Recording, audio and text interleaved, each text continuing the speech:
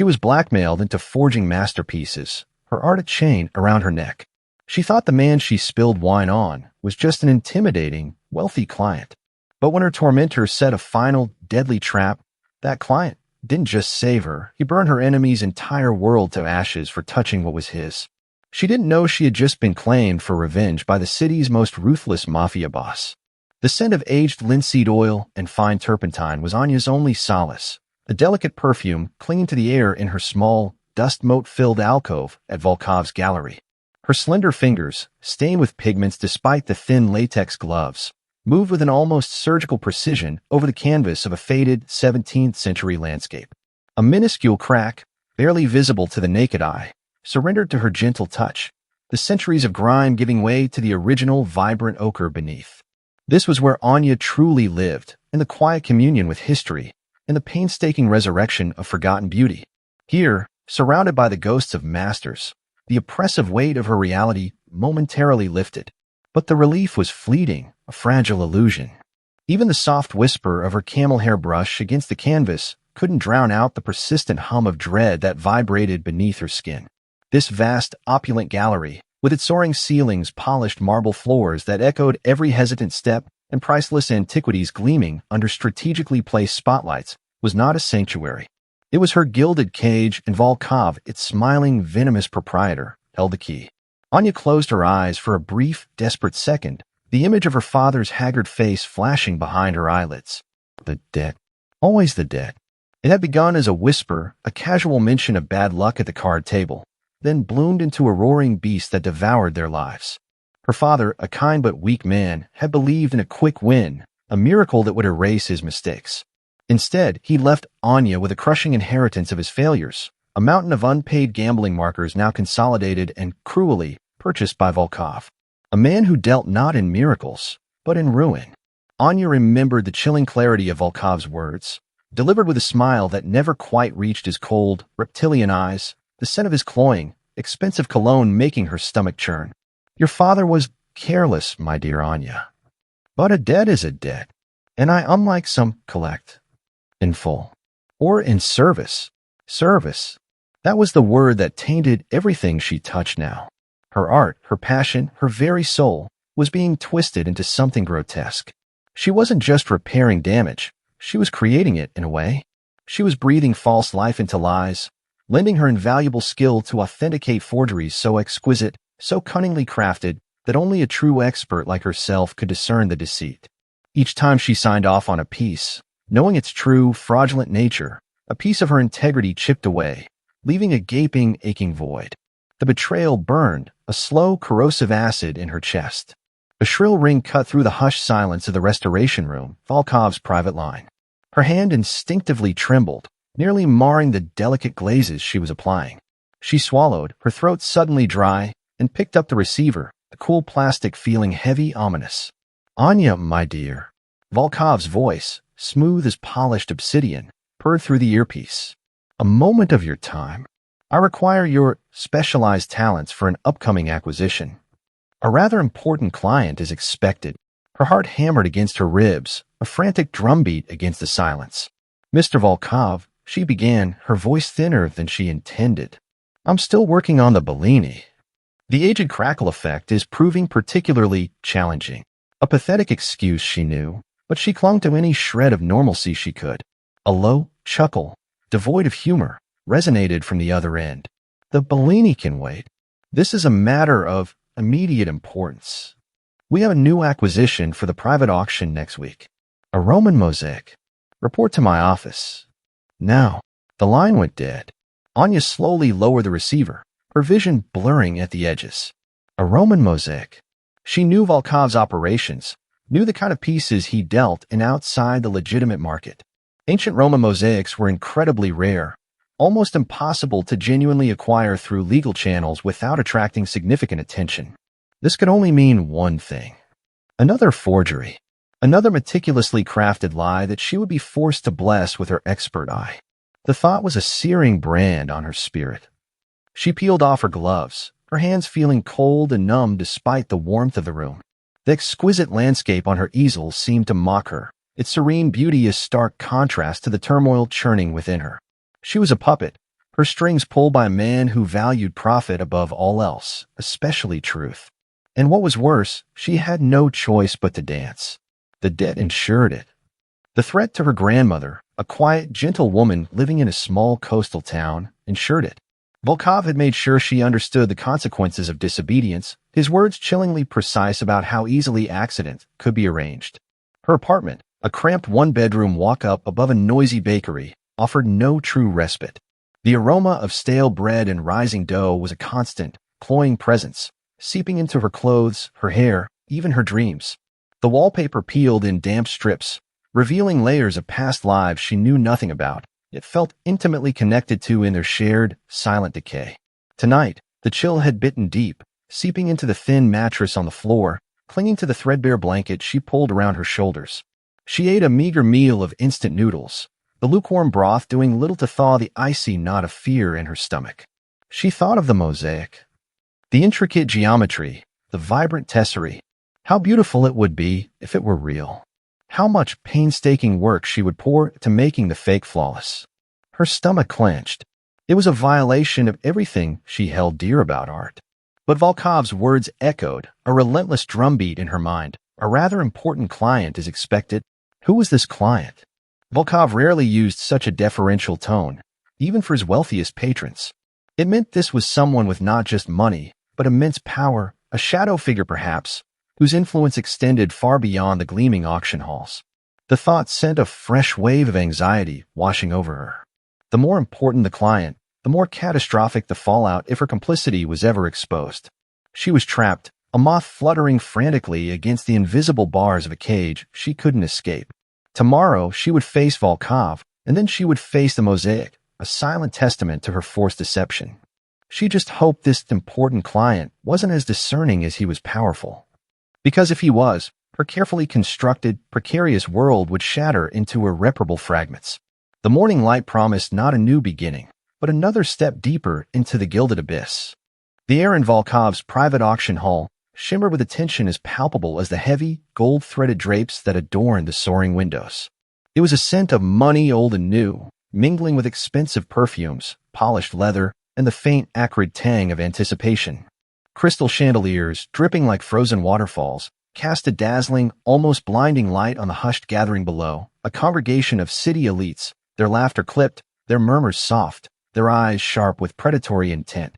Anya, stationed near a pedestal display case, felt like a ghost, an unwelcome specter amidst the gleaming finery. Her simple black dress, borrowed from Maria, felt scratchy and ill-fitting, a stark contrast to the silks and velvets that swirled around her. Her task was simple: monitor the temperature and humidity around a delicate Byzantine icon. A piece Volkov boasted was recently acquired from a discreet collection. Anya knew better. She had spent 2 grueling days in the back room, meticulously cleaning its surface, all the while tracing the almost imperceptible hairline fractures that betrayed its true, far more recent origin. Her fingers still ached from the effort, and a dull throb pulsed behind her eyes. The fraudulent mosaic for Dante Moretti now felt like a lead weight in her gut, a grim secret she carried. Tonight, she was merely a prop, a skilled artisan lending an air of authenticity to Volkov's elaborate charade. A waiter, his tray laden with champagne flutes, weaved through the tightly packed bodies. Anya, lost in a silent argument with her conscience, took a half-step back to avoid an elderly woman's elaborate hat. It was enough. The waiter, distracted by a sudden, booming laugh from across the room, stumbled. Anya felt the sudden impact against her arm, a splash of liquid, cold and sharp, then a sickening thud as the tray clattered to the floor, champagne shattering like crystal tears. A gasp rippled through the immediate vicinity. Anya's eyes shot open, mortification flooding her senses. She braced for Volkov's scathing glare, for the humiliation, for the scene she had unwittingly created.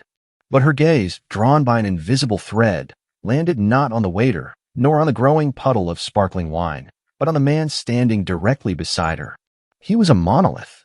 Tall, impossibly broad-shouldered, encased in a bespoke 3-piece suit of the deepest charcoal gray. The fabric, she noted instinctively, was Italian wool, so fine it seemed to absorb the light around him. It was a suit that probably cost more than her entire life savings. And now a shocking crimson stain, courtesy of a spilled glass of Bordeaux, bloomed starkly across his pristine white shirt front, just above his heart. Her breath hitched. For a terrifying, endless second, the world seemed to narrow to just him. His face, chiseled and stark, was a study in controlled power. Dark hair, slicked back from a high forehead, emphasized the sharp planes of his cheekbones and a jawline that could cut glass. But it was his eyes that truly held her captive. They were the color of obsidian, deep and fathomless, utterly devoid of warmth, yet burning with an intense, almost primal energy. They swept over her, not with anger or annoyance, but with something far more unsettling, a chilling, possessive appraisal that stripped her bare. Anya felt a desperate need to apologize, to grovel, to somehow erase her clumsy existence. "Oh my God. Sir, I am so terribly sorry." Her voice came out as a strangled whisper, her cheeks flushing a violent red. Let me try to clean it. I'm so clumsy, please forgive me." She fumbled for a napkin, anything, her hands shaking so violently she almost dropped it. He simply watched her, his expression utterly unreadable. The air around him seemed to hum with a silent, dangerous power. He was Dante Moretti. The name echoed in her mind, a whisper she had heard in hushed tones, always associated with immense wealth, an impenetrable network, and a reputation that preceded him like a dark shadow. A man of quiet menace, whispered to be a king in a world where crowns were made of steel and blood. He was the important client Volkov had mentioned. The realization sent a fresh wave of ice through her veins. "It's a trifle." His voice was a low rumble, rich and deep, resonating not just in the air, but in her very bones. It held a subtle, foreign inflection, a hint of something old-world and dangerous. The words, delivered with a casual indifference that belied the ruined garment, were a dismissal, a command. He made no move to wipe the stain, no gesture of annoyance. He merely looked at her, his dark eyes still locked onto hers, holding her gaze with an invisible, unbreakable tether. It was a look that made her feel both utterly insignificant and terrifyingly seen. The tension in the immediate circle began to ease, guests resuming their hushed conversations, though curious glances still darted their way. The waiter, pale and trembling, stammered apologies. Dante waved him off with a languid hand, his attention never truly leaving Anya. The Byzantine icon, Volkov's oily voice suddenly cut in, breaking the spell. He had approached, a forced smile plastered on his face, his eyes darting nervously between Anya and Dante. "A truly magnificent piece, Mr. Moretti, restored to perfection by my finest artisan." His hand rested briefly, possessively, on Anya's shoulder, a subtle warning that tightened her stomach. Dante's gaze finally, slowly, shifted from Anya to the icon. His expression remained impassive. "Indeed." He turned back to the auctioneer, who was now preparing to announce the next lot. "I believe we were discussing the Sienese Madonna, no?" The auctioneer, a nervous man with a precisely trimmed mustache, cleared his throat. Yes, Mr. Moretti. Lot 47. A rare Sienese Madonna from the 14th century, believed to be from the workshop of Duccio himself. Starting bid at 10 million. A collective murmur swept through the room. 10 million. Anya gasped, her eyes widening. Even in this room of unparalleled wealth, that was a staggering sum. 12 million, Dante stated, his voice calm, unwavering. Another bidder, a stout man with a monocle, nervously adjusted his tie. 12.5. Dante didn't even glance his way. 15. The monocled man hesitated, then shook his head, defeated. Others followed suit, their faces a mixture of envy and resignation. The number continued to climb, Dante countering every bid with an almost bored certainty. His numbers always precise, always higher. He moved with a chilling, effortless grace through the financial battle, his power absolute. There was no hesitation, no doubt, only a relentless pursuit of what he desired. Sold. To Mr. Moretti for $30 million, the auctioneer announced, his voice barely concealing his excitement. 30 million. For one painting. Anya stared, mesmerized. It was a casual display of wealth, so immense it defied comprehension.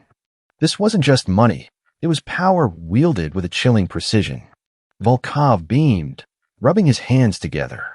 This was the kind of client he lived for.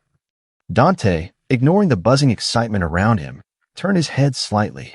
His obsidian eyes found Anya again, a silent, knowing stare that sent a shiver straight down her spine.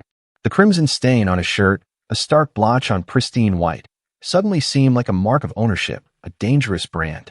He had barely spoken to her, had dismissed her clumsy error, yet in his gaze she felt a strange, thrilling spark, a blend of fear and a dangerous, illicit curiosity.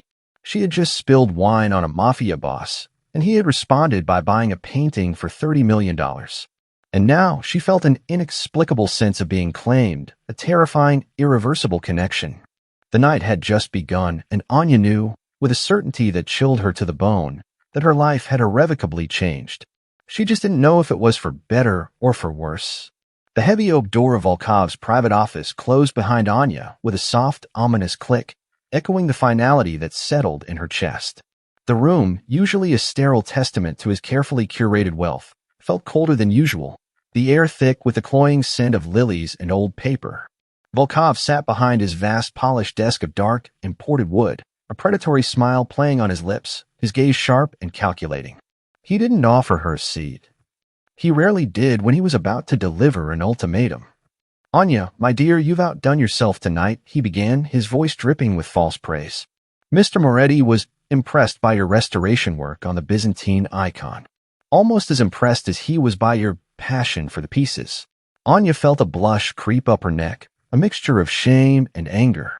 He was deliberately twisting the incident at the auction, making it sound as though she had captivated Dante Moretti with her artistic prowess, rather than her sheer clumsiness. She knew better. Dante Moretti hadn't looked at her with admiration. He had looked at her with the unsettling intensity of a predator assessing its prey. Now Volkov continued, leaning forward, his smile tightening. "To the matter at hand. Mr. Moretti has expressed interest in a particular Roman mosaic, a truly exceptional piece, believed to be from the Villa of the Mysteries. I acquired it at great personal risk from a highly discreet source in Pompeii." He gestured with a dismissive wave towards a covered easel in the corner. Anya's stomach clenched. She walked towards it, her footsteps echoing unnaturally loud on the plush carpet.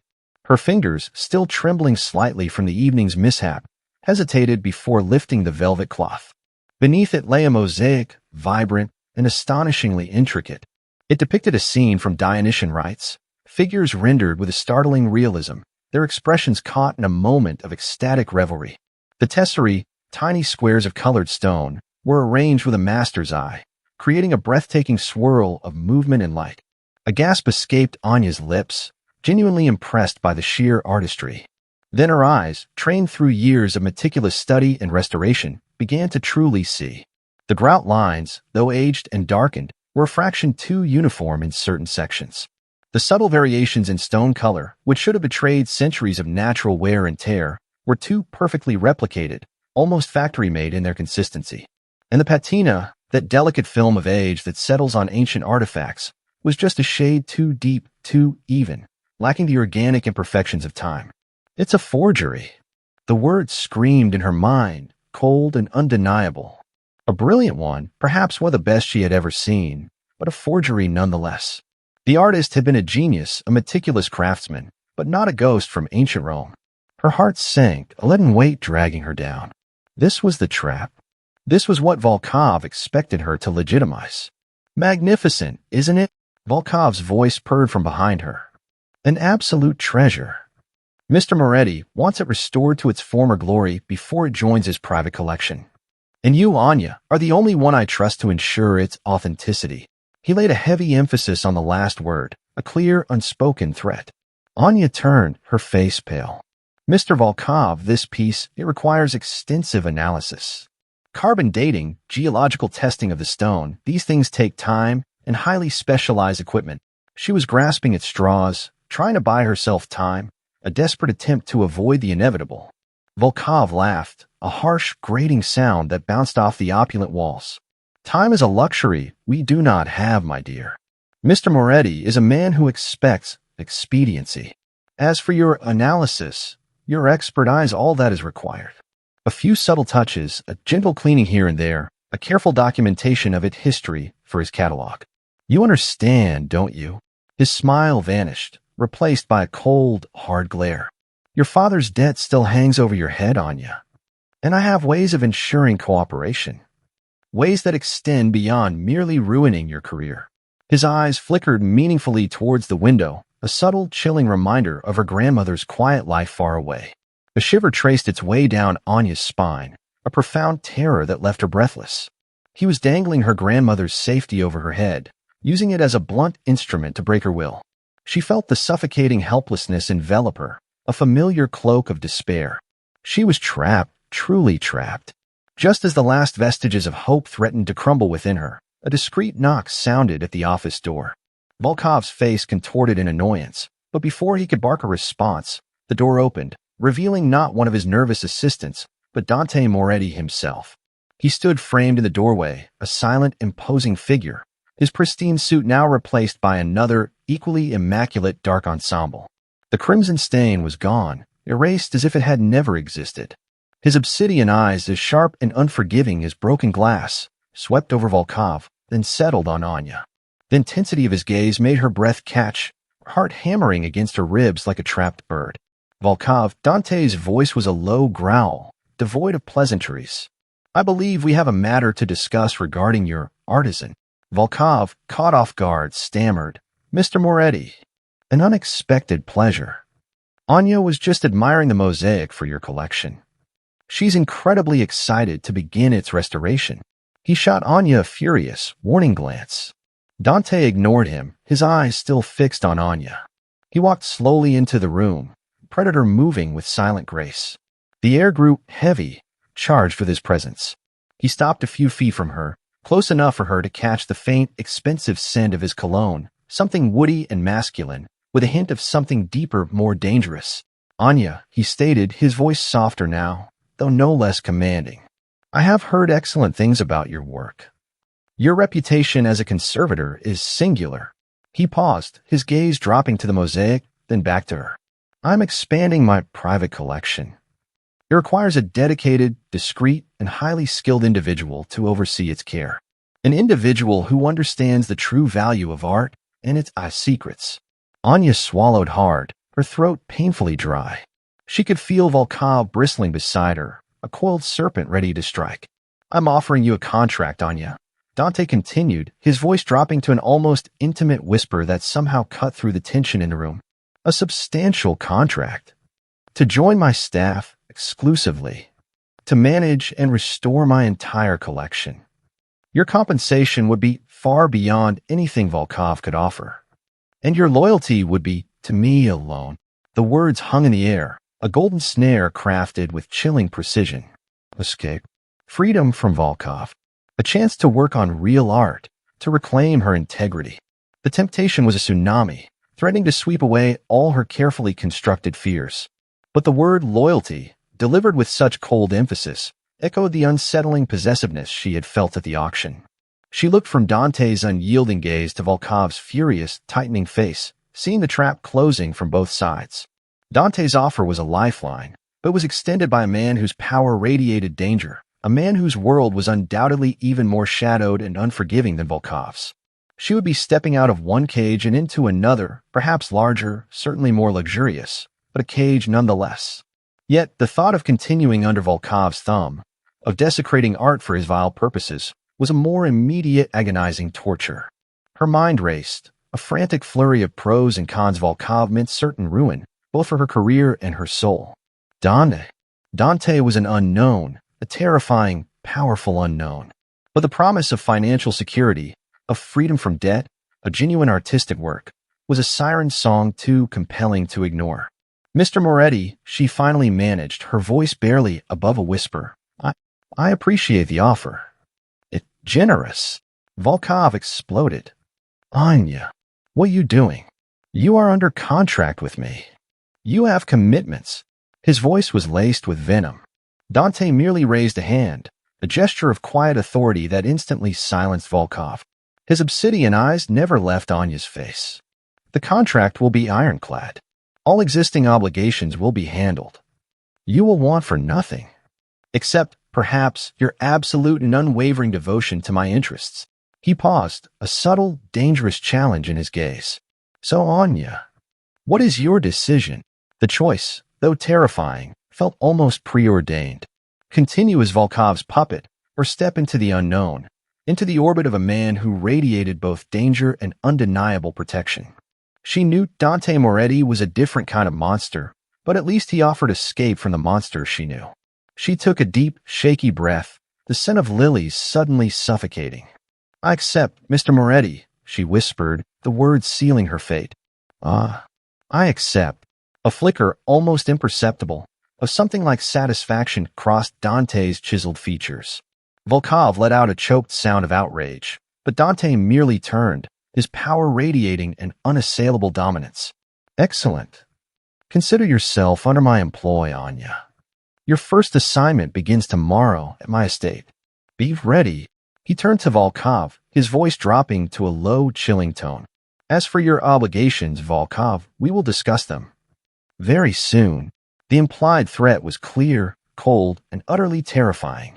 Anya knew, with a certainty that settled deep in her bones, that she had just traded one master for another. But what kind of master Dante Moretti would truly be, she could only begin to imagine. And the thought, terrifying as it was, held a strange, dark allure. The obsidian beast of Dante Moretti's SUV glided through the city streets like a silent, predatory shark, its tinted windows offering Anya a distorted, fleeting glimpse of the familiar world she was leaving behind. The cramped apartment, the bakery's cloying smell, the constant hum of anxiety, they all receded into the gray backdrop of her past. Yet, no sense of liberation bloomed. Instead, a knot of fresh apprehension tightened in her chest, heavy and cold.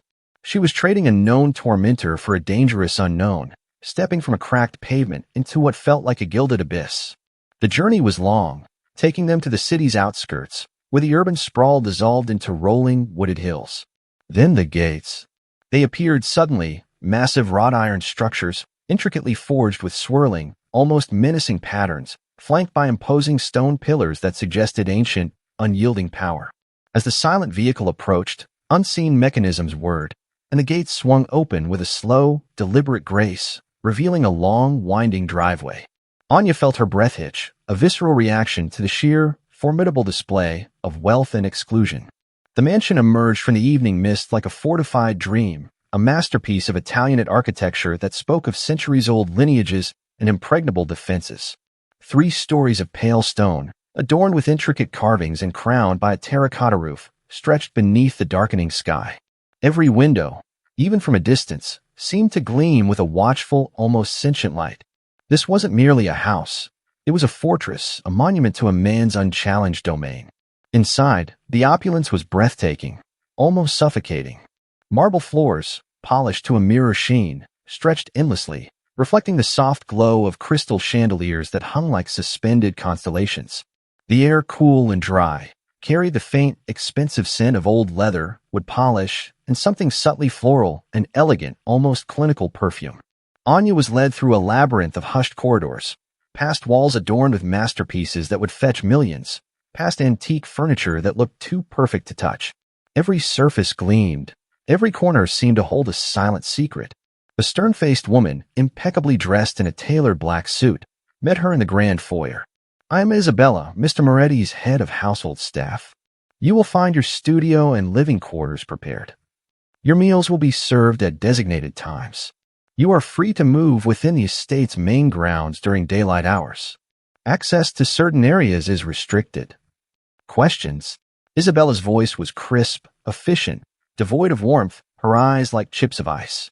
Anya merely shook her head, feeling dwarfed by the grandeur and the chilling formality.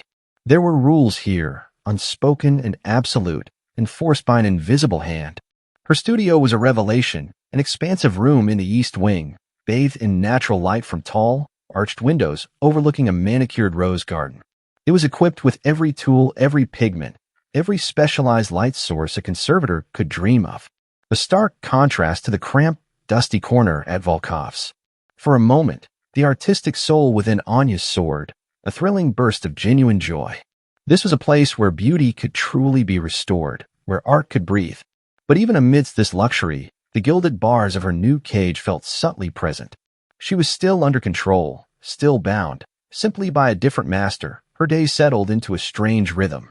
Hours spent immersed in the delicate dance of restoration, cleaning, repairing, preserving, on pieces that were genuinely magnificent, each one a whisper from history. The work was fulfilling, a balm to her battered integrity.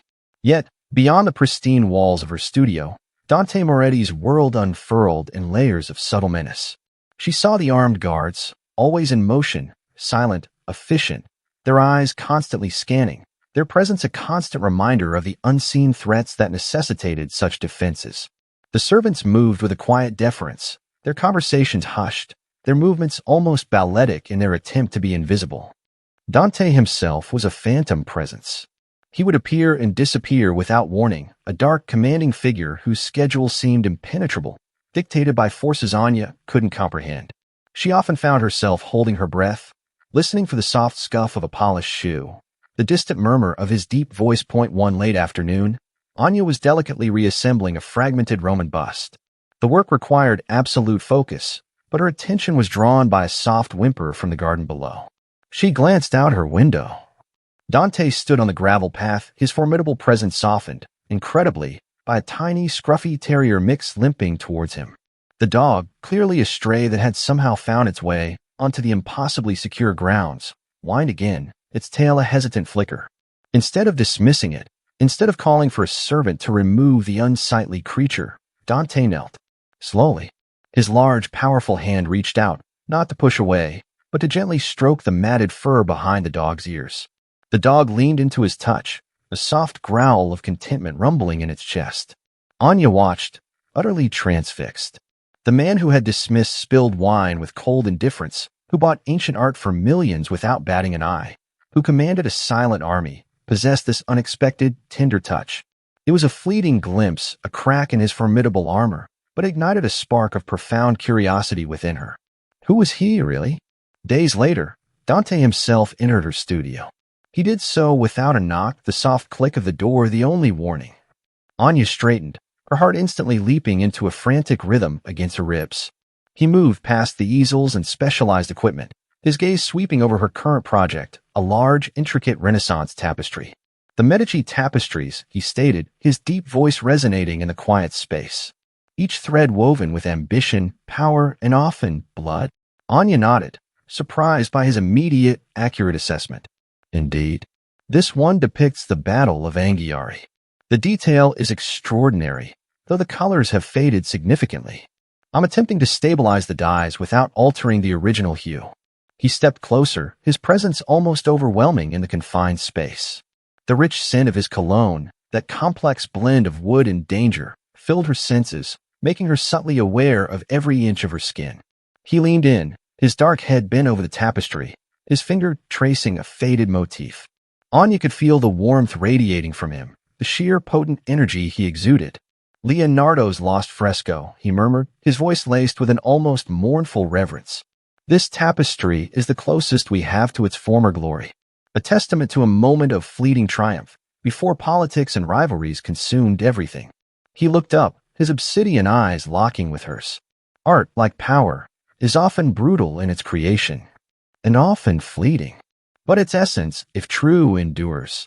His understanding, his profound, almost poetic articulation of the tapestry's deeper meaning, stunned her. It wasn't the detached knowledge of a collector. It was the intense, almost philosophical insight of someone who understood the weight of history, the cost of ambition, the very fabric of human triumph and despair.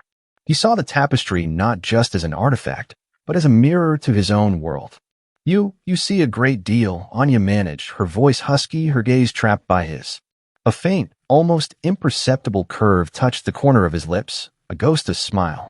I see what I choose to see, Anya, and what I choose to protect.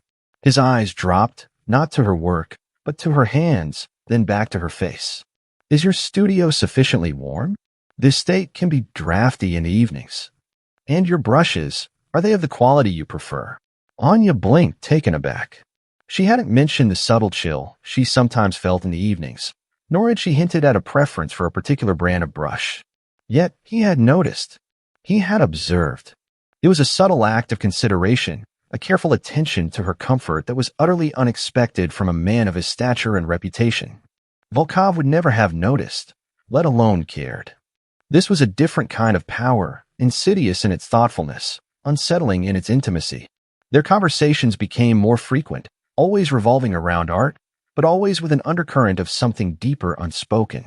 He would linger in her studio, observing her, sometimes offering a precise, insightful comment, sometimes just watching her work in a silence that was both unnerving and oddly comforting. The proximity, the shared passion for beauty, the lingering scent of his dangerous presence, it all began to weave an intoxicating spell around Anya. She was intensely aware of him, of the way his dark eyes followed her, of the potent energy he carried. She felt a cautious attraction bloom, a forbidden flower in the menacing garden of his estate. It was a confusing mix of fear and an undeniable pull, a sense of safety that felt inherently dangerous. One evening, as she finished cleaning a delicate miniature, she felt his presence behind her. She hadn't heard him enter. Anya. His voice, a low rumble, was closer than she expected. She turned, her heart leaping. He stood just inches away, too close. His hand reached out, not to her, but to the miniature she held, his fingers brushing hers as he took it. A jolt, electric and potent, shot through her arm. Their eyes locked again, and in the depths of his obsidian gaze, she saw not just possessiveness, but a hunger raw and undeniable. Your talent, he murmured, his thumb brushing lightly, briefly, over the back of her hand, sending another shiver through her, is extraordinary. And you, Anya, you belong here now, under my care. The words were a soft declaration, a claim that resonated deep within her, igniting a dangerous, thrilling heat. She was drawn to him, undeniably. But a new threat, unseen but keenly felt, began to stir in the periphery of her awareness, a shadow stretching from the past she thought she'd left behind. She just didn't know what form it would take. The fragile piece Anya had found within the marble halls of Dante Moretti's estate shattered with the unexpected ringing of her antique rotary phone. It wasn't the sleek, discreet phone Dante had provided for urgent estate matters. It was her personal line, one only a handful of people knew. And the only person who called it regularly, now that her father was gone, was her grandmother. Anya, dear, is that you? Her grandmother's voice, usually a gentle murmur, was laced with a tremor of fear. There was a package. A rather odd package, dear. And a man. He said it was just a warning. About some old debts. Anya's blood ran cold. The exquisite, warm light of her studio, reflecting off the restored canvases, suddenly felt dim, choked. Grandma? What man?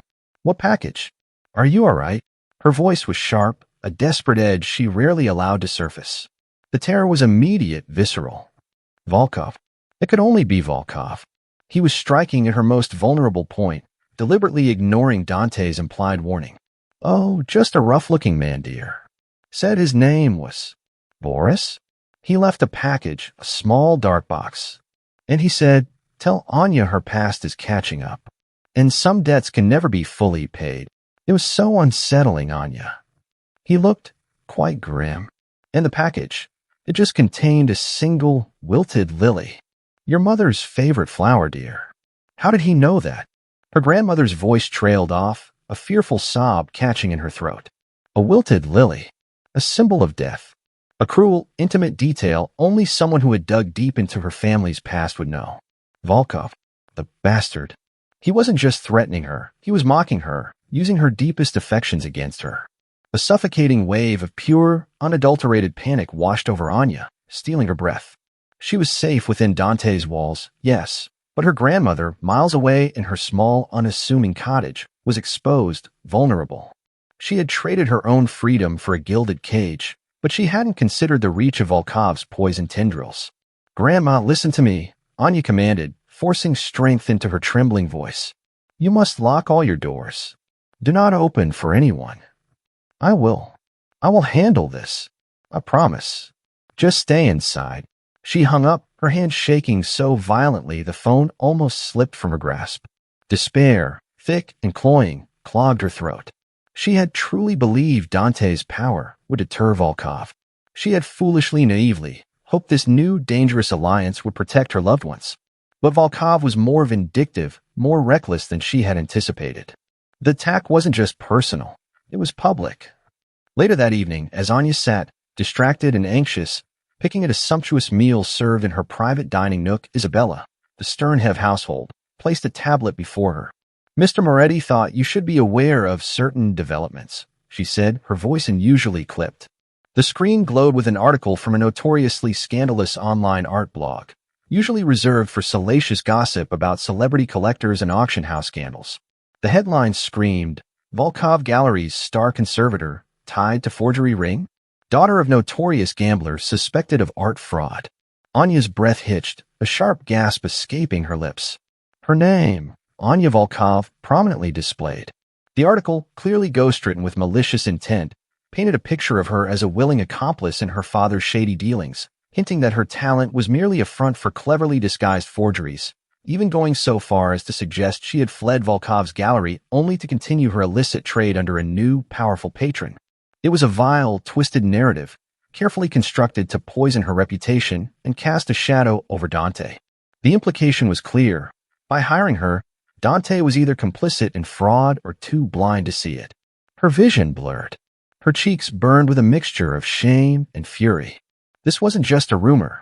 It was a devastating assault on her professional integrity, on the very core of who she was. The article didn't explicitly accuse her of defrauding Dante, but planted seeds of doubt, linking her to her father's past, to Volkov's unsavory business, and subtly questioning the legitimacy of any art she touched. The world, her small, cherished world of art and authenticity, was collapsing around her, tainted by Volkov's desperate vengeance. She felt utterly exposed, vulnerable despite the fortress-like security of Dante's estate. The luxurious silks of her dress, the soft glow of the chandelier, the hushed efficiency of the staff, none of it could protect her from the insidious reach of a man determined to ruin her. She was a marked woman, her name dragged through the mud, her grandmother threatened. She felt a profound, aching fear. How could she possibly defend herself against such a widespread, venomous attack? The next morning, however, a subtle shift occurred. The oppressive weight of dread that had clung to her began to lighten, imperceptibly at first, then with increasing certainty. Isabella, usually stoic, offered Anya a small, almost imperceptible smile of reassurance over breakfast. The other staff members, who had seemed to glance at her with hesitant curiosity, now met her eyes with a renewed sense of respect or perhaps relief. Then came another phone call from her grandmother. This time, her voice was strong, clear, filled with a bewildered cheerfulness. Anya, dear, the strangest thing, that dreadful article, it's gone. Poof. Right off the internet. And Mrs. Henderson from next door, she just called to say a lovely young man delivered the most beautiful bouquet of white lilies. Said it was an apology from, well, he just said, the management. And the strangest thing, Anya, the old broken fence in the back, the one I've been meaning to fix, it's completely new. Stronger than ever. Anya listened, her breath held. The article gone. Her grandmother's fence fixed. White lilies, replacing the wilted black one. It was too much of a coincidence. It wasn't just an apology. It was a message, a correction. And it had Dante's fingerprints all over it, invisible yet undeniable. That afternoon, as Anya worked on a particularly challenging miniature, the faint scent of his cologne preceded him. Dante appeared in her studio, as he often did, a silent, imposing presence. He moved to her side, watching her steady hands as she applied a microdot of paint. The rumors, he stated, his voice low, his eyes fixed on her work, not her face. They have been addressed. The source eliminated. Anya's hand stilled. She didn't need to ask who the source was, or what eliminated truly meant in Dante Moretti's world. The implication was clear, chilling, and utterly effective. The sheer audacity, the swiftness, the completeness of his action left her speechless. And your grandmother, he continued, his gaze finally lifting to meet hers, is well and secure. No one will threaten what is mine again. The possessiveness in his voice was a palpable force, a dark velvet cloak thrown over her, both suffocating and profoundly comforting. It was a chilling declaration, a promise of protection delivered with the brutal efficiency of a Mafia boss. She felt a profound relief, so intense it brought tears to her eyes, quickly blinked away. But beneath the relief was a dawning awe, a terrifying realization of the sheer, uncompromising power he wielded. He didn't ask her feelings, didn't need her gratitude. He simply acted. He had claimed her, and anyone who dared to challenge that claim would face his unforgiving wrath. She was his now, truly and unequivocally, protected by an invisible, lethal hand. The depth of his possessiveness, a dangerous and alluring force, wrapped around her, pulling her deeper into his world. She was safe, Yes, but at what cost to her own autonomy? And what other dangers lurked just beyond the reach of his formidable protection, waiting for an opportunity to strike back at the man who had claimed her? The estate was a different world than the quiet embrace of evening. The guards, though still present, melted further into the shadows, their movements less perceptible, their presence a hushed undercurrent. Anya found herself drawn to Dante's sprawling personal library, a sanctum of rich mahogany, leather-bound volumes that smelled of ancient knowledge, and the comforting crackle of a log fire. She was ostensibly there to catalog a new acquisition, a series of rare anatomical etchings, but a deeper, unspoken pull had begun to guide her. She craved these moments of proximity to Dante, moments that felt less like an employee's duty and more like a stolen intimacy. Tonight, a late autumn rain began to tap softly against the vast panes of glass, a rhythmic, melancholic melody.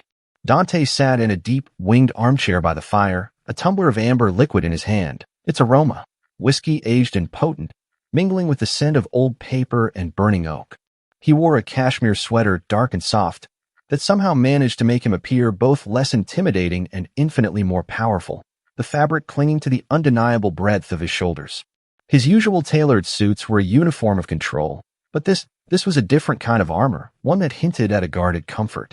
Anya meticulously arranged the etchings on a velvet-covered table, her movements precise, almost ritualistic. Her mind, however, was a whirlwind of conflicting emotions. The relief from Volkov's tyranny was immense, a heavy chain lifted from her spirit. But in its place, a new silken leash had been fastened, subtly, almost imperceptibly, by Dante Moretti. She was safe, yes, protected by a force both terrifying and exhilarating. Yet this safety came with an invisible price, a silent understanding that her life was no longer entirely her own. She was his, as he had so unequivocally declared. The Vesalius etchings, Dante's voice cut through the quiet, a low thrum that sent a shiver through her, a testament to the brutal beauty of dissection. The pursuit of knowledge, no matter the cost. Anya turned, her gaze meeting his across the flickering firelight.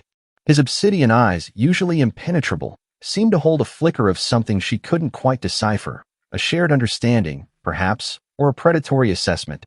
They are indeed, she agreed, her voice a little breathy. To strip away the skin, the muscle, to reveal the intricate workings beneath, it requires a certain kind of courage, and a profound respect for the subject, or a profound desire to control, Dante countered, his lips curving into a subtle, almost cynical smile. To understand every mechanism, every weakness, so it can be protected, or, if necessary, dismantled. Anya swallowed, a knot forming in her stomach. His words, always so carefully chosen, so layered with meaning, often felt like a glimpse into the dark, labyrinthine workings of his mind. She averted her gaze, her eyes falling to his hands, strong, capable hands that could both orchestrate the downfall of a man and delicately hold a priceless artifact. As he reached for the whiskey tumbler, his cashmere sleeve rode up a fraction too high. And there it was, a thin, jagged line of pale tissue, stark against the tanned skin of his inner forearm, just below the crook of his elbow. It wasn't a fresh wound, but an old, faded scar, barely noticeable unless one was looking closely, unless one was close enough to observe the subtle imperfections that marred his otherwise immaculate facade. It looked like a knife wound, long and deep, a permanent reminder of a moment of brutal violence. Anya felt her breath hitch. This wasn't the kind of scar one got from a childhood accident. This was a mark of battle, of betrayal. Her gaze lingered, a flicker of unguarded curiosity passing through her eyes. Dante, sensing her attention, glanced down at his arm, then met her gaze again, his expression unreadable. For a moment, she expected him to simply pull down his sleeve, to dismiss her unspoken observation with a curt, cold word. Instead, he simply held her stare, a silent challenge in his eyes. "Curious, Anya?" he finally asked, his voice low, a dangerous silk. She hesitated, then, emboldened by a strange, new courage, nodded. It looks old. And deep. A muscle in his jaw clenched, almost imperceptibly. He slowly lowered his arm, but didn't cover the scar. He took a long swallow of his whiskey, the ice clinking softly in the quiet room. "It is old," he confirmed, his voice rougher now, stripped of its usual smooth veneer. "A lesson. From a brother who forgot the meaning of loyalty. A reminder that sometimes the sharpest blades are wielded by those closest to you." The admission hung in the air, heavy and raw. Brother. Betrayal. The words painted a vivid, brutal picture in Anya's mind. This wasn't just a scar. It was a physical manifestation of a profound wound, a testament to a past where even the formidable Dante Moretti had been vulnerable, had been hurt. It was a crack in the formidable armor he presented to the world, a glimpse into the human cost of the power he wielded. He had experienced betrayal deep and personal, just like her. A wave of unexpected empathy washed over Anya, softening the edges of her fear, replacing it with a fragile, aching connection. She suddenly saw him not just as the dangerous Mafia boss, the possessive protector, but as a man who had known profound pain, a man forged in the crucible of betrayal. "Ah, I understand," she whispered, the words coming from a place deep within her. To be hurt by someone you trust, it leaves a mark far deeper than any blade. She walked slowly towards him, compelled by an invisible force, and sat on the edge of the leather ottoman opposite his chair. The warmth of the fire embraced her, but it was the heat radiating from Dante that truly held her. "My father," she began, her voice barely audible over the patter of the rain. "He wasn't a bad man. He always believed in the easy way out. The miracle. He gambled, trying to fix things, trying to make things better. But he only made them worse." Her gaze dropped to her hands, twisting them nervously in her lap. "And when he died, he left me with nothing but his debts. And Volkov knew how to exploit that. How to use my guilt, my love for my grandmother, to make me compromise everything I believe in." A tear, hot and defiant, escaped her eye, tracing a path down her cheek. "He took my art, Mr. Moretti. He took my passion and made it a tool for his lies. And for that, I felt like I was betraying my own soul." The silence in the room stretched, thick and pregnant with unspoken emotions. Anya braced herself for judgment, for dismissal. But Dante merely watched her, his expression unreadable, yet his gaze held a new, intense focus, almost a recognition. "A lie," he finally said, his voice softer now, almost a caress. "Even a skillfully crafted one eventually crumbles, especially when it's built on a soul unwilling to be broken." He reached out, his strong fingers gently, almost hesitantly, brushing away the tear from her cheek. The touch was electric, potent, sending a jolt through her entire being. His thumb lingered, a soft, warm pressure against her skin, igniting a forbidden fire deep within her. Their eyes locked, and in that shared space of vulnerability, of past wounds and present fears, the air crackled with a new, dangerous kind of electricity. It was no longer just fear, or awe, or even gratitude. It was a raw, visceral attraction, deepening and intensifying, pulling them into a magnetic field of dangerous desire. He saw her pain, her compromise, her fiercely burning artistic integrity, and he understood. And she, in turn, saw the profound, almost desolate loneliness behind the Mafia boss's formidable mask, the depth of the betrayal that had forged him. "You have a fire within you, Anya," Dante murmured, his voice a low growl, his thumb still stroking her cheek. "A fierce, unyielding passion. Volkov tried to extinguish it, but he only made it burn brighter." He leaned closer, his dark eyes darkening further, a primal hunger blazing within their depths. The scent of whiskey and his unique, dangerous cologne filled her senses, intoxicating and dizzying. Her breath hitched. She could feel the heat radiating from his body, the subtle tremble in her own. Her eyes dropped to his lips, full and sensual, so close, so tempting. The forbidden desire, long simmering beneath the surface, threatened to overwhelm her. She wanted to lean in, to close the minuscule distance between them, to taste the danger that promised both ruin and salvation. He was a man built of shadows and steel, yet he had shown her a scar, a wound that made him achingly human. And in doing so, he had unveiled a raw, vulnerable part of her own soul. The rain outside continued its relentless drumming, mirroring the frantic beat of her own heart. The storm was brewing, not just outside, but within the gilded cage of Dante Moretti's estate, the storm that threatened to ignite a forbidden passion that could either consume them both or forge an unbreakable bond. She just didn't know which, but the allure of finding out was terrifyingly irresistible. The fragile intimacy that had bloomed in the firelight of Dante's library felt like a distant, dreamlike memory. In its place, cold, hard reality began to set in. Anya found herself caught in an intoxicating, dangerous dance, a push and pull of vulnerability and power that left her constantly on edge. She was falling for him, a terrifying, exhilarating descent into a world she didn't fully understand. But Volkov, a serpent coiled in the shadows of her past, had not been vanquished. He had merely been waiting, cornered and desperate, to strike his final, most venomous blow. The attack came not as a frontal assault, but as a poisoned whisper in the dead of night. The sleek, modern phone Dante had provided buzzed on her bedside table, its screen illuminating a number she didn't recognize. A sense of dread, cold and immediate, washed over her. "Anya Volkov?" A woman's voice, strained and professional, asked when she answered. "This is Nurse Evans from St. Jude's Coastal Infirmary. I'm calling about your grandmother, Eleanor Vance. There's been an accident. A fall. She's stable, but she's asking for you." She's very disoriented, the world tilted on its axis. Anya's heart seized, a cold fist of terror squeezing the air from her lungs. St. Jude's. The small, local hospital near her grandmother's cottage. A fall. The words were a brutal, chaotic jumble in her mind. I'll be there," she stammered, already throwing back the silken duvet, her mind a frantic blur. "How bad is it?" "Is she?" "She's stable for now, Ms. Volkov," the nurse repeated, her voice maddeningly calm. "But she is elderly. The doctor feels it would be best if you came as soon as possible." Panic, pure and unreasoning, overrode everything. Her training, her instincts, even the unspoken rules of Dante's estate, they all dissolved in the face of her grandmother's peril. She threw on the first clothes she could find, jeans and a simple sweater, her hands shaking so violently she could barely zip them. She had to go. No. She practically ran through the silent marble halls, her soft-soled shoes making no sound. Isabella, ever vigilant, intercepted her in the grand foyer, her expression a mask of stern disapproval. "Ms. Volkov, where are you going at this hour?" "Mr. Moretti is away on business." His instructions were clear. "It's my grandmother." Anya cut her off, her voice raw with desperation. "She's had an accident. I have to go to her." "Please, Isabella, I need a car." Isabella's face remained impassive, but a flicker of something, pity, perhaps, or suspicion, crossed her eyes.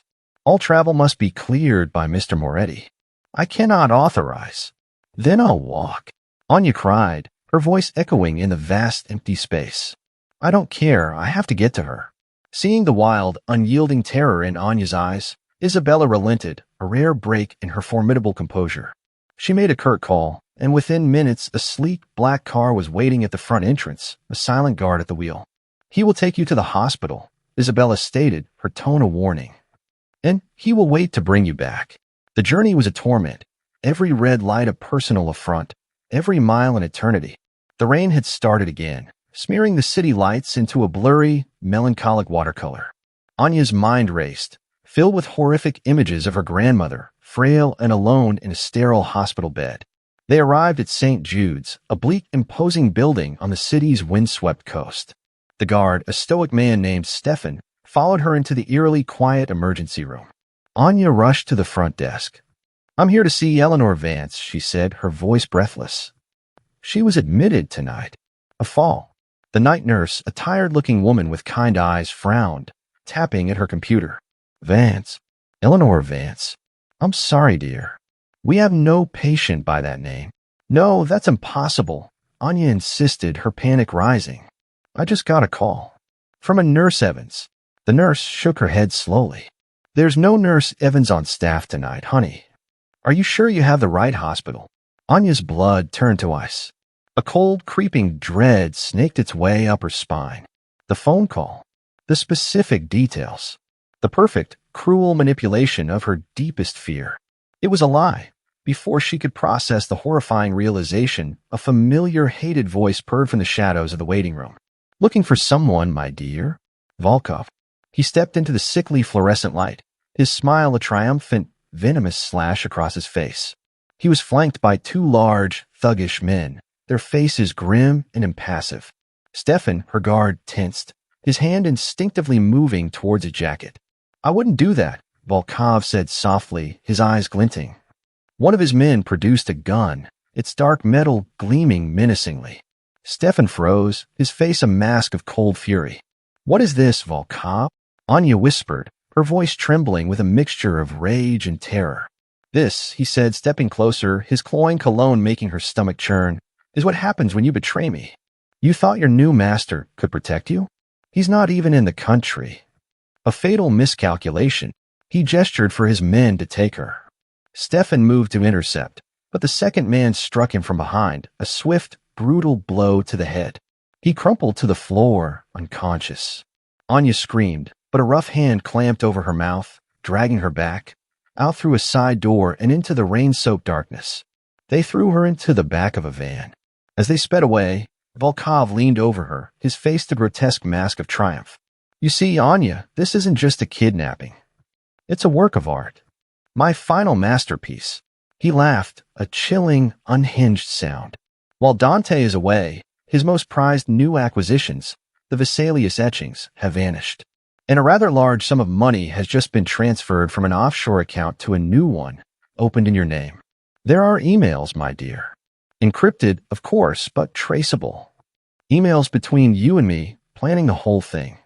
A final, lucrative score before you disappeared for good. The sheer, diabolical brilliance of his plan struck her with the force of a physical blow. He hadn't just taken her, he had utterly destroyed her. He had framed her for the ultimate betrayal. He had used her skills, her reputation, her very existence, to strike at Dante. He'll never believe you, she spat, her voice thick with despair. Volkov's smile widened. Won't he? A woman with a gambler's blood in her veins. A woman who has already proven she can be bought. And Dante, a man betrayed by his own brother? Oh, I think he will believe it. He will hunt you, Anya. Not to save you, but to punish you. The van screeched to a halt in a desolate industrial area. They dragged her into a cold, damp warehouse, the air thick with the smell of mold and decay. They tied her to a chair, her wrists bound tightly behind her. Volkov knelt before her, his face inches from hers. He will find the evidence. He will see the betrayal. And you will simply vanish. A tragic final act. He stood, turned, and walked towards the heavy steel door. Anya was alone, surrounded by deep, oppressive shadows. The last thing she heard was the heavy, metallic clang of the door sliding shut, followed by the definitive, final thud of a bolt being thrown. Hopelessness, absolute and crushing, descended upon her. She was trapped, framed, and utterly alone. Dante wouldn't be coming to save her. He would be coming for a traitor. And in the cold, unyielding darkness, she began to weep, not just from fear, but from the agonizing weight of a betrayal she had never committed. The private jet sliced through the turbulent night sky, a silver dart returning to its nest. Dante Moretti stepped onto the tarmac, the cold, damp air of the city a familiar embrace. But the usual sense of calm control was absent. Instead, a low, simmering unease coiled in his gut. His business in Milan had concluded 12 hours ahead of schedule, a rare efficiency that now felt less like a victory and more like a premonition. He had called the estate twice, his calls going to Isabella's secure line, not Anya's. Test. He wanted to hear the casual, incidental sound of her voice in the background, a confirmation of the quiet order he had left behind. He had heard only silence. The drive to the estate was a study in controlled tension. When he swept through the grand foyer, the atmosphere was wrong. The air, usually filled with a hushed, efficient calm, was thick with a palpable anxiety. Isabella met him, her face a pale, worried mask, a stark contrast to her usual stoic composure. Mr. Moretti, she began, her voice strained. There has been an incident. Ms. Volkov is gone. Dante's blood ran cold. He didn't betray a flicker of emotion, his face hardening into an impenetrable mask of granite, but inside, a black, violent fury began to stir. Isabella recounted the story, the panicked call, Anya's desperate flight to the hospital, the guard Stefan, who had been found unconscious in the emergency room with a severe concussion, his memory of the attackers a blur. She left this, Isabella said, handing him a sealed envelope she had found on Anya's desk. It was addressed to him in Anya's elegant, looping script. His fingers, steady and precise, broke the seal. Inside was not a letter, but a series of printed documents. Encrypted emails, seemingly between Anya and Volkov, detailing the planned theft of the Vesalius etchings. Bank statements showing a 7-figure transfer into an offshore account in her name. A one-way ticket to Buenos Aires, booked for the following morning. It was a perfect, damning portrait of a calculated betrayal. For a single agonizing moment, the scar on his forearm seemed to throb with a phantom pain. A brother who forgot the meaning of loyalty. The memory, raw and visceral, resurfaced. The sting of betrayal was a familiar poison. He saw her face in his mind's eye, the vulnerability, the shared secrets by the fire. Had it all been a lie? A masterful performance to gain his trust before plunging the knife in? The fury inside him intensified, becoming a glacial, killing rage. He strode into his office, the state-of-the-art command center, hidden behind panels of rich mahogany. "Marco," he barked into the secure comms line. "I'm sending you a data packet. I want every byte analyzed. Now." He paced the room like a caged panther, the evidence on his desk a venomous accusation. But something was wrong. It was too perfect. Too clean. He remembered Anya's face when she spoke of her father's debts, the raw shame and self-loathing in her eyes. He remembered her terror at Volkov's name, the genuine relief when he had offered her his protection. And then Isabella's words echoed in his mind. She was frantic, sir. Desperate. She said her grandmother had an accident. It didn't fit the profile of a cool, calculating thief. It was the panicked reaction of a woman whose deepest fear had been weaponized against her. "Boss," Marco's voice crackled through the speakers, laced with urgency. "The encryption on these emails, it's professional grade. Military level. Not something an art conservator would use. And the fund transfer, it was routed through a series of shell corporations I recognize. They belong to Volkov. It's a frame-up Dante. A damn good one. He's painting her as the traitor." The last vestiges of doubt evaporated, replaced by a fury so pure, so absolute, it was almost silent. Volkov had not just kidnapped Anya. He had attempted to poison Dante's memory of her, to turn him into the instrument of her destruction. He had used Dante's own history, his deepest wound, as a weapon. The arrogance of it was breathtaking. Dante's eyes, chips of obsidian, gleamed with a lethal light. He sat at his desk, his movements calm, deliberate, a terrifying counterpoint to the storm raging within him. "Marco," he commanded, his voice a low, deadly whisper.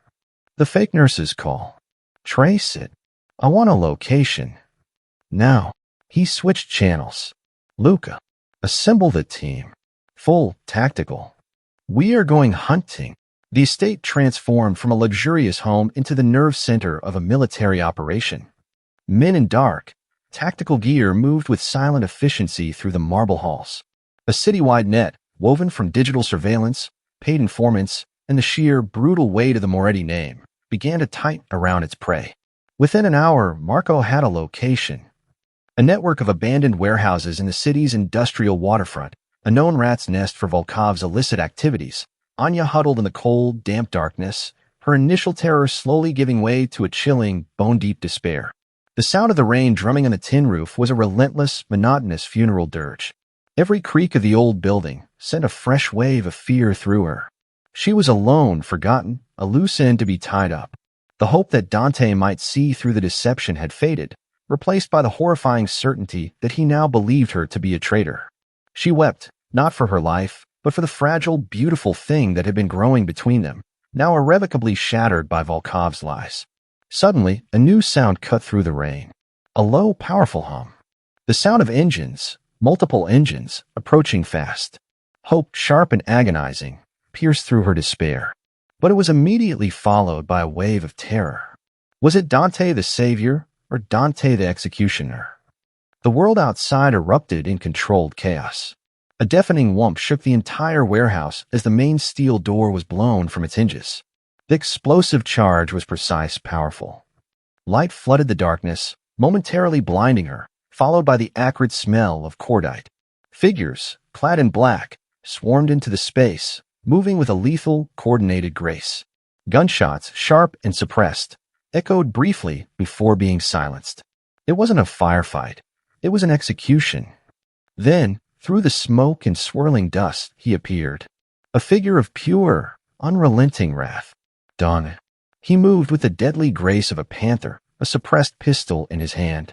He took down one of Volkov's panic thugs with a cold, detached efficiency, his eyes scanning the cavernous space, hunting. Dante. Volkov's voice, now laced with a hysterical bravado, echoed from a raised gantry. He held a gun, its barrel trembling as he pointed it towards Anya. One more step, and your precious, traitorous pet dies. Dante didn't even flinch. His obsidian gaze flickered from Volkov to Anya, 1,000 unspoken words passing between them in that single charged moment. In his eyes, she saw not suspicion, not hatred, but a possessive fury so profound it stole her breath. He had come for her. He knew. You made a mistake, Volkov. Dante's voice was a low growl, a promise of damnation. You didn't just try to steal from me. He took a slow, deliberate step forward. You touched what is mine. In that split second of distraction, one of Dante's men, positioned in the rafters, fired. The shot was perfect. Volkov screamed, the gun clattering from his nerveless fingers as he clutched a shattered shoulder. He collapsed, writhing in agony. The immediate threat neutralized, Dante moved towards Anya, his focus absolute. The chaos, the groans of the wounded, the silent efficiency of his men securing the scene, it all faded into the background. He knelt before her, his large frame shielding her from the world. He produced a wicked-looking combat knife and, with a single fluid motion, sliced through the thick ropes binding her wrists. Anya, he breathed, his voice rough with an emotion she couldn't name. Dante, she sobbed, relief so overwhelming it felt like a physical blow. Her freed hands flew to his chest, clutching the rough fabric of his tactical vest as if it were the only solid thing in a world that had dissolved into terror. He didn't speak. He simply gathered her into his arms, lifting her from the chair as if she weighed nothing. He held her tight against his chest, one hand cradling the back of her head, pressing her face into the crook of his neck. She could feel the powerful, steady beat of his heart against her cheek, a rhythm of absolute strength and safety. She was trembling uncontrollably, the adrenaline and terror finally giving way to a flood of grateful tears. As he carried her out of the warehouse, past the wreckage and the subdued groans of Volkov's men, she glanced back. Dante's enforcer, Luca, a mountain of a man with cold, dead eyes, was approaching the whimpering Volkov. Dante didn't look back. His focus was entirely on her. He carried her through the cold, cleansing rain and placed her gently into the back of his armored SUV. He wrapped a thick, woolen blanket around her shaking shoulders, his movements sure and tender. He had unleashed the full, terrifying force of his world, not to punish a traitor, but to reclaim what belonged to him. In the heart of the storm, in the arms of the most dangerous man she had ever known, Anya felt, for the first time in her life, completely and utterly safe. The primal rush of being saved by such absolute power was a terrifying, intoxicating brand on her soul. The days that followed were a blur of disquieting calm. Anya was cocooned within the silent, opulent walls of the estate, a fragile treasure being carefully mended. Isabella, her stern facade softened by a surprising maternal warmth, brought her fragrant, calming teas. A physician, discreet and gentle, tended to the raw, chafed skin on her wrists and the deep, violet bruises left by her captors. Her body was safe, healing within a bubble of unparalleled luxury, but her mind was still a prisoner of the cold, damp warehouse. Sleep offered no escape, only fractured nightmares of chilling laughter and the final, terrifying clang of a steel door. She would wake with a gasp, her heart hammering against her ribs, the scent of mold and decay a phantom presence in the lavender-scented air of her silk-sheeted bed. In those moments of raw, visceral terror, only one thing could soothe the storm within her, the thought of Dante. The memory of him appearing through the smoke, a figure of righteous, absolute wrath. The feel of his strong arms lifting her, shielding her, carrying her from the darkness into the rain-soaked light. It was a memory both terrifying and profoundly comforting. Dante gave her space, an act of unexpected tenderness from a man whose very presence was an act of possession. He didn't crowd her, didn't demand explanations or gratitude. But she felt his protective gaze everywhere, a silent, watchful presence. She would see him in the distance, speaking in low, urgent tones on the phone, his face a mask of cold fury. She knew, with a certainty that was both chilling and reassuring, that the storm he had unleashed that night had not yet subsided. He was not just saving her, he was eradicating the threat. Completely. A week after her rescue, he summoned her to the library. The fire was roaring, casting flickering shadows on the leather-bound books, a comforting counterpoint to the storm that had passed. He stood by the vast window, looking out at the manicured gardens, a tumbler of whiskey in his hand. He turned as she entered, his obsidian eyes scanning her, assessing her fragility, her lingering fear. "Anya," he said, his voice a low, quiet rumble. "Sit."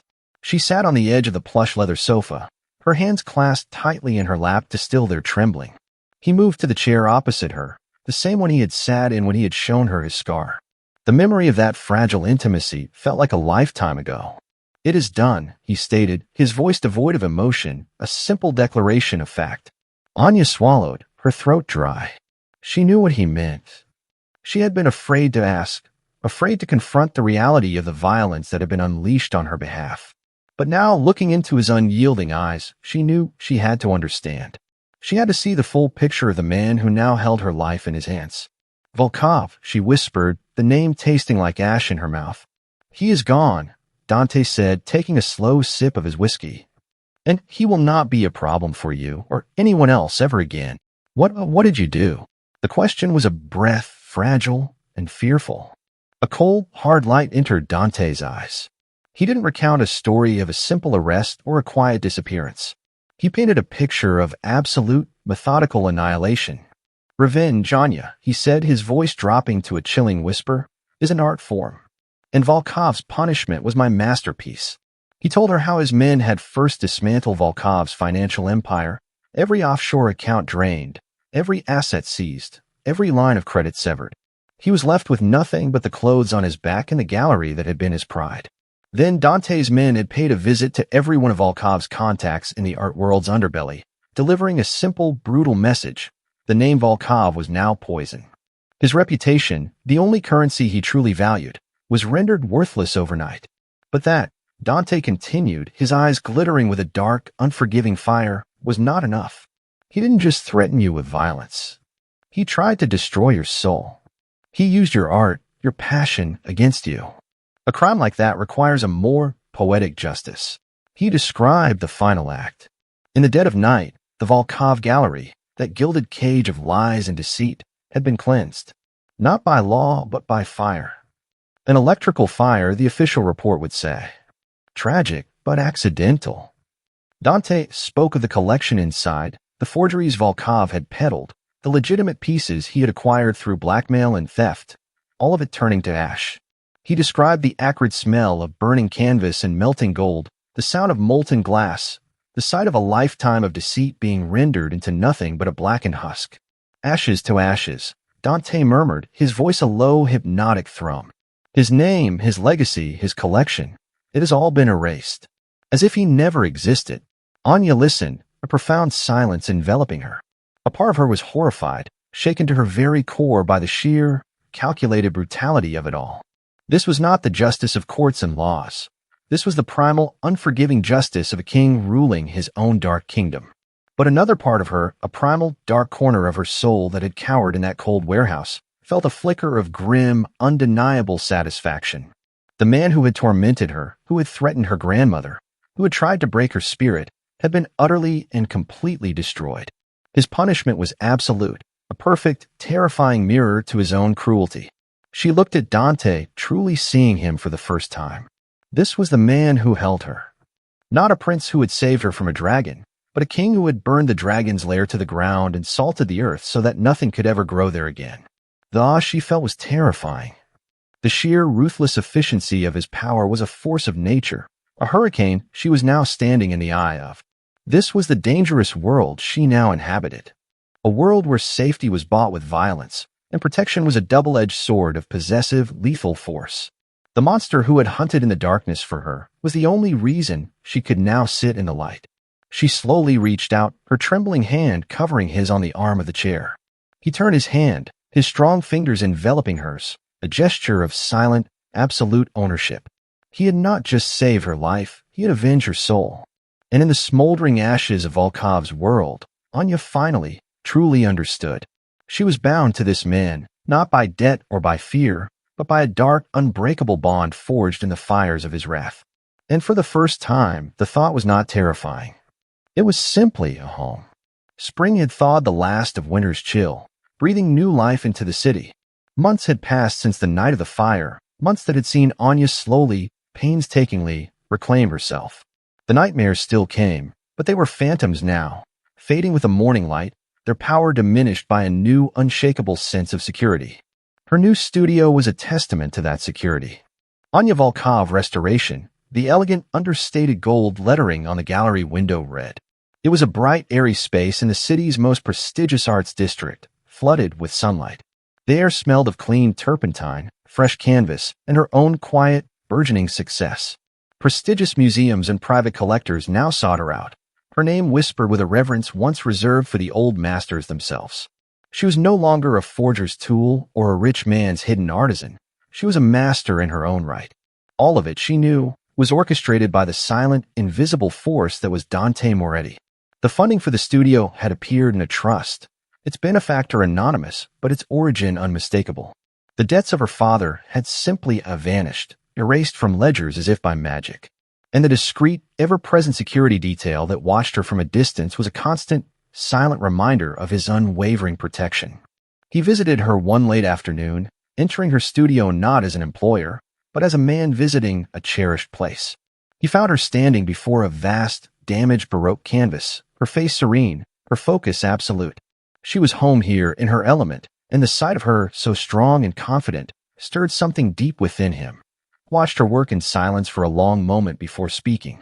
"You have rebuilt what was broken," he said, his voice a low rumble that resonated in the quiet space. "You have made it more beautiful than before." Anya turned, a soft, genuine smile gracing her lips. "I had a powerful patron," she replied, her eyes meeting his with a new, fearless clarity. There was no subservience in her gaze, only a deep, knowing acceptance. Dante stepped closer, closing the space between them until he was just inches away. He reached out, his hand gently cupping her jaw, his thumb stroking the soft skin of her cheek. The touch was no longer just a spark. It was a familiar, comforting fire. "This studio, your work, your name," he said, his voice dropping to an intense, possessive whisper. "They are yours, Anya. A testament to your strength and your talent." He paused, his obsidian eyes boring into hers, sealing a silent, unbreakable vow. "But you are mine." The words, which once might have terrified her, now settled deep in her soul, a profound and welcome truth. "Not as an object in my collection," he continued, his gaze softening with a raw, unguarded emotion she had never seen before. "Not as an employee. You are the artist, and I am the guardian of that art, the most priceless piece I will ever possess. My claim is not a cage. It is a fortress, and nothing will ever breach its walls again." He leaned down and captured her lips in a kiss that was both a tender caress and a fierce, undeniable claiming. It was deep and demanding, a kiss that spoke of shared scars, a brutal vengeance, and of unspoken promises forged in the heart of storm. Anya melted into him, her hands rising to tangle in his dark hair, answering his possession with her own complete surrender. Her canvas was finally her own, vibrant and true, but the frame that held it was forged in the fires of the underworld. It was a dangerous, complicated, and utterly breathtaking masterpiece. And in the shadow of his claim, she had never felt more brilliantly, dangerously alive. What truly defines our worth? Is it the scars of our past, or the courage to create a future on our own canvas? Anya was trapped by a debt that wasn't hers, her beautiful talent twisted into a weapon against her. But Dante's love teaches us a powerful truth. You don't need to be saved from your flaws. You deserve to be claimed with them. True love doesn't fix you. It builds a fortress around you and declares you a masterpiece, just as you are. If this story reminded you of your own priceless value today, join our community of resilient hearts by liking and subscribing. And let us know you're here by commenting, "I am priceless" below. Stay strong because your story is still being written.